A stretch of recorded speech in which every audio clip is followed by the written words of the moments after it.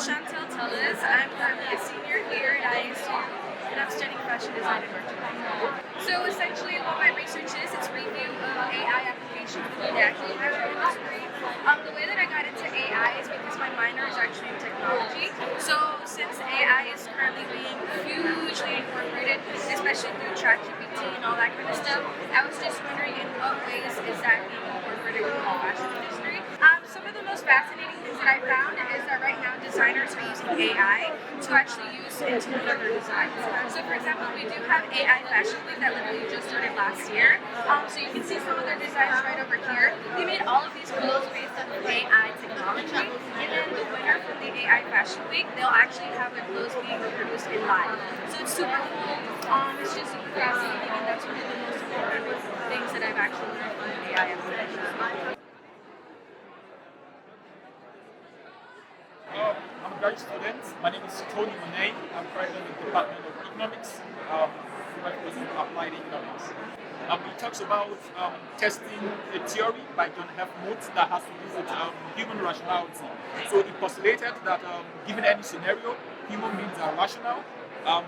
They live by information available to them, and given these conditions, we tested it out on the movie to see if the hypothesis truly holds. We had two students who had student debts piled up, namely Willie and Harmony.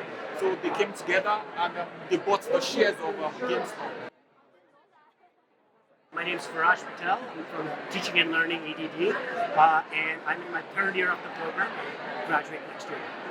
So when it comes to music, of course the lyrics have meanings, but sometimes music moves us in ways which we can experience but not readily express.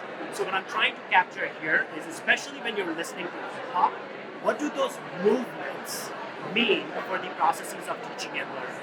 So for youth, from ages 12 to 17, and for students 18 to 25, hip hop is the dominant genre. They are listening to hip hop, they're making meanings with hip hop.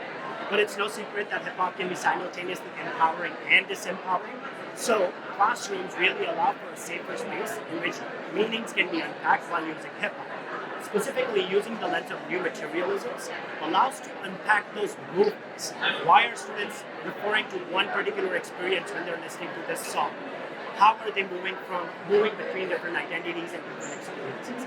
And in this sense, what it allows students and teachers to do is focus more so on the processes of meaning making rather than the products of meaning making. So in this sense, using hip hop in the classroom really becomes an act of literacy learning and teaching, where teachers are teaching students how to read the world around them rather than passively accept the meanings it gives them. And it is allowing students to use knowledges which they are already using and use them in the classroom to actually actively make meanings of their own experiences. So yeah, actually this is great. It brings about exposure. For me as an international student, I think this is the first symposium I'll be attending. And so having this kind of experience and cultural diversity helps me as a person to have an open perspective and also build my self-confidence in the way I handle presentations and meet new individuals. So I think it's a good one. I just love talking to a lot of other intellectuals around me. For example, seeing how my department is confused in their symposium and all that kind of stuff. So it's really encouraging, I would say, seeing all these other future scholars over here at ISU students and seeing what their research is doing. I think one of the most beautiful aspects is knowledge creation. I think as scholars, we have the not only opportunity, but sort of the responsibility to build, to stand on the shoulder of giants. So a day like this is a genuine act of community coming together for knowledge creation. And I think that is not only what teaching and learning is supposed to be, but that's what we have a responsibility for that as scholars.